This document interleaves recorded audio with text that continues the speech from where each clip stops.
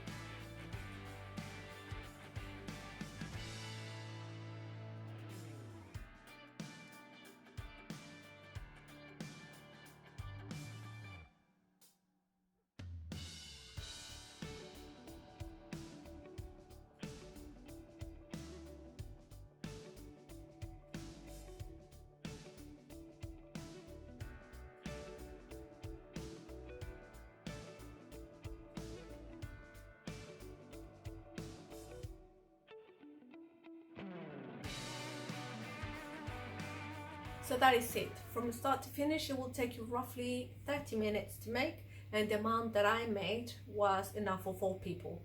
It's very easy to adjust depending on the quantities that you need to make. And let me tell you, it is well worth it. Okay guys, I really hope that you enjoyed this recipe, and if you did, please make sure to give me a thumbs up and let me know in the comments down below if you did this soup and what you thought about it. I would like to hear your comments. Until my next video, stay strong, healthy and happy.